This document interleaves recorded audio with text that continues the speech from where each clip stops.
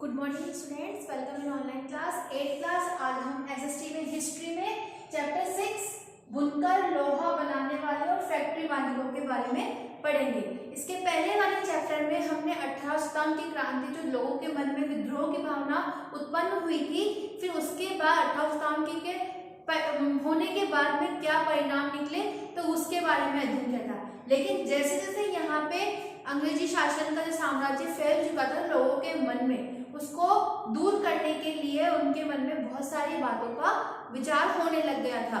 उसके बाद यहाँ पे बहुत सारे इस्पात के, सूती वस्त्र के यहाँ पे उद्योग लगाए गए, जिनसे यहाँ के लोगों को रोजगार मिल सके। तो इससे यहाँ पे जैसे कि बुनकर थे, कपड़े बनाने वाले थे, जो लोहा बनाने वाले, और जो फैक्ट्रिकों के मालिक के, उनके बीच में भी अब यहाँ पे कैसे सामंजस्य था या कैसे तालमेल वो एक दूसरे के साथ बिठाते थे, वो इस अध्याय में हम पढ़ेंगे। ठीक है, अब हम पढ़ते हैं कि इस अध्याय में हम लोहा और कपड़ा और इस्पात उद्योग, इन दो जो उद्योग थे, और ये सबसे पुराने उद्योग भी माने जाते हैं, तो इन दो उद्योगों के बारे में हम विशेषकर इसके अंदर अध्ययन करेंगे कि ब्रिटिश शासन के अंतर्गत जब ब्रिटिश शासन हमारे यहाँ आ गया था, तो भारतीय कारीगर और उद्योगों की दशा कैसी थी। क्योंकि जैसे ब्रिटिश जब यहाँ आए थे, उन्होंने अपना सिर्फ व्यापार करने के उद्देश्य से वो यहाँ आए थे, लेकिन जब उनको लगा कि हम यहीं पर रहकर इन लोगों पर शासन करके अपना काम करवा सकते हैं, तो उसके होने आने के बाद में यहाँ की जो स्थिति थी लोगों की, वो बहुत दयनीय हो गई। आधुनिक विश्व में औद्योगिक क्रांति की दृष्टि से ये दोनों ही उद्योग बहुत महत्वपूर्ण थे। सूती कपड़े के मशीनी उत्पादन ने ही 19वीं सदी में ब्रिटेन को दुनिया का सबसे प्रमुख औद्योगिक राष्ट्र बना दिया। 1850 के दशक से जब ब्रिटेन का लोहा और इस्पात उद्योग यहाँ पे पनपने लगा, तो ब्रिटेन दुनिया का कारखाना कहलाने लगा, क्योंकि यहाँ से ही वो यहाँ से बहुत सारी वस्तुओं को वो वहाँ पर ले जाया करते थे। तो वो यहाँ की जो अच्छी किस्म की वस्तुओं को वहाँ ले जाकर उनको अधिक कीमत पर बेचकर, तो वो अपनी ही चीज पे जो बना रहा है, उसको उसकी लागत भी नहीं मिल रही है, लेकिन वो उसी चीज पर डबल से ट्रिपल मुनाफा कमाते थे। ब्रिटेन के औद्योगिकरण और भारत पर ब्रिटिश विजय और औपनिवेशिकरण में गहरा संबंध था, जो हम पहले भी पढ़ चुके हैं कि ईस्ट इंडिया कंपनी के व्यापारिक हितों की रक्षा करते थे। कि ईस्ट इंडिया कंपनी हमेशा अपने ही व्यापार में या अपने ही उद्देश्यों को पूरा करने में उनकी हमेशा यही रहता था कि बस हम हमारे कार्य को कर लें, या हमारा लाभ उनका ही हित होना चाहिए। 18वीं सदी के आखिर में ईस्ट इंडिया कंपनी भारत से चीजें खरीदती थी और उन्हें इंग्लैंड व यूरोप में ले जाकर बेच देती थी, कि यहाँ से वो बिल्कुल जो लागत उनकी होती थी उससे भी कम कीमत पर वो उनको यहाँ से खरीद लेती थी और उनको इंग्लैंड और यूरोप में जाकर ज्यादा कीमत पर बेच देती थी। इसी क्रय विक्रय से उन्हें भारी मुनाफा होता था। जैसे जैसे ब्रिटेन का औद्योगिक उत्पादन बढ़ने लगा, वहां के उद्योगपति भारत को अपने औद्योगिक उत्पादकों के विशाल बाजार के रूप में देखने लगे। इस तरह ब्रिटेन से तैयार माल भारत के बाजारों में आने लगा। जैसे कि जो यहाँ का माल था, क्योंकि यहाँ का माल अच्छी किस्म का बना हुआ था, तो यहाँ के माल को वो वहां बेचते थे और वहां की जो माल था उनको यहाँ लाकर बेचा जाता था।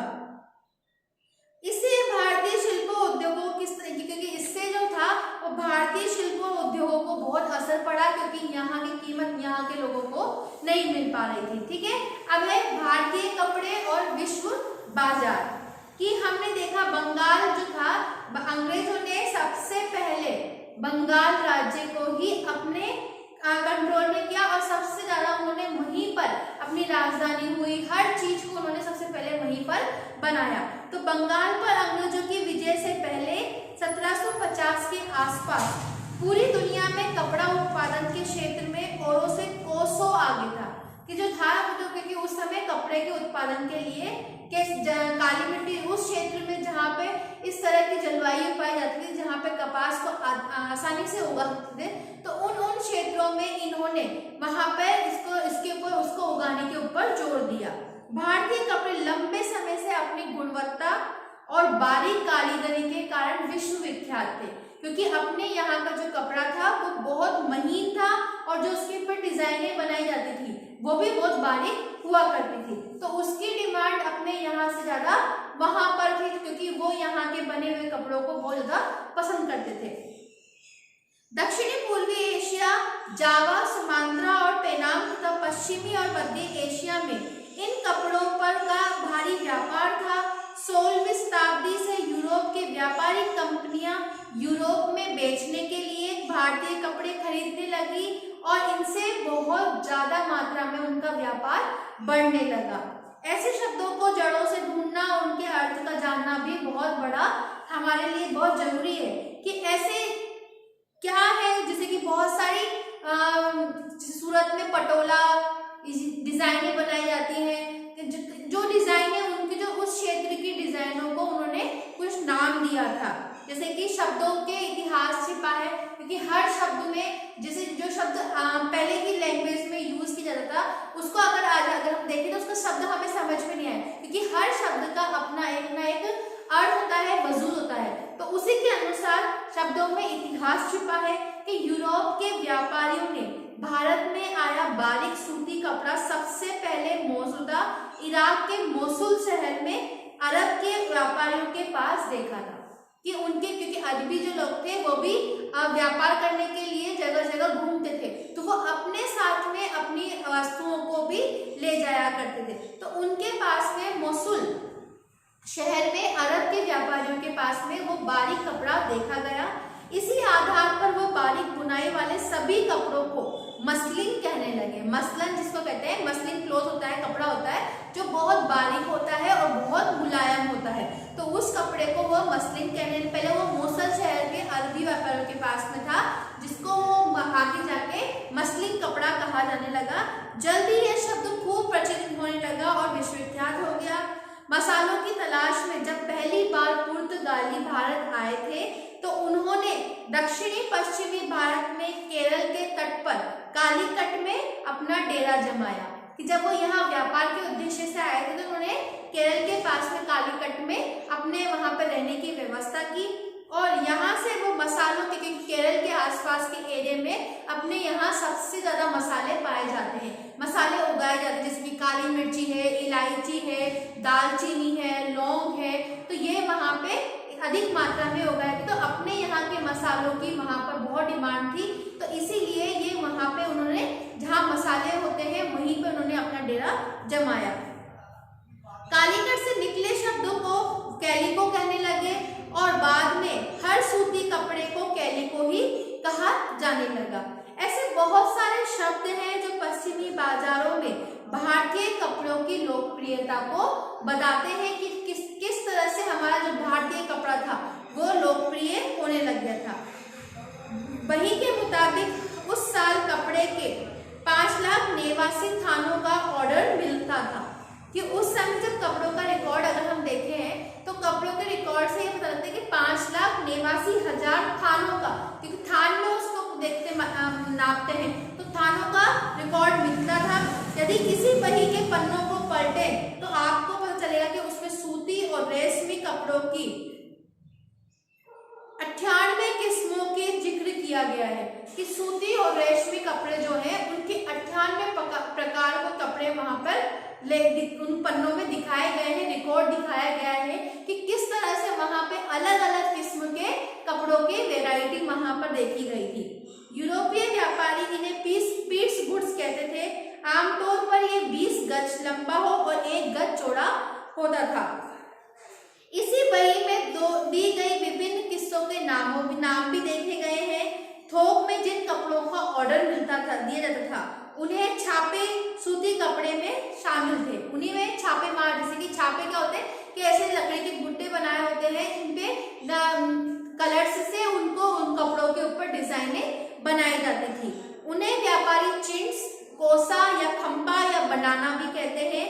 क्या अंग्रेजी को चिंट शब्द किस नाम से दिया गया कि यहाँ पे जो हिंदी के छींट मतलब होता है ना, जैसे किसी भी चीज को ऐसे छींटे मारना, तो उस छींट शब्द से निकला है।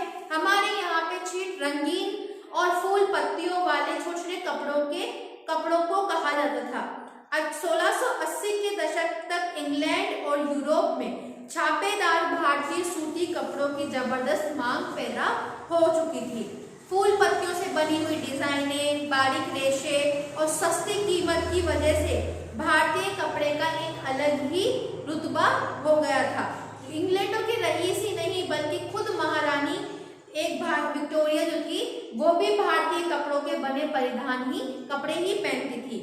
बंडाना शब्द का इस्तेमाल गले या सिर पर पहनने वाले चटक रंग के चापेदार गुलबंद के लिए किया जाता था।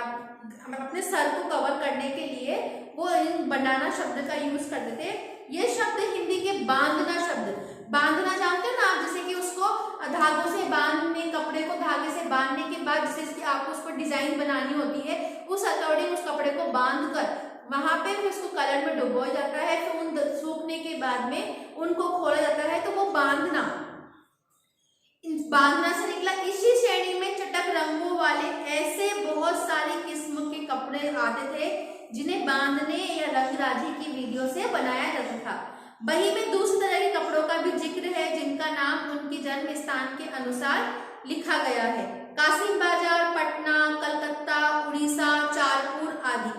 इन शब्दों के व्यापक प्रयोग से पता चलता है कि दुनिया के विभिन्न भागों में भारतीय कपड़े हमारे कितने मशहूर थे, कितनी उनकी डिमांड थी। ठीक है, यहाँ तक आपको समझ में आ गया। अब अगली क्लास में हम यूरोपीय बाजारों में हमारे भारतीय कपड़े की वैल्यू या कीमत को पढ़ेंगे। ठीक है, thank you, have a nice day.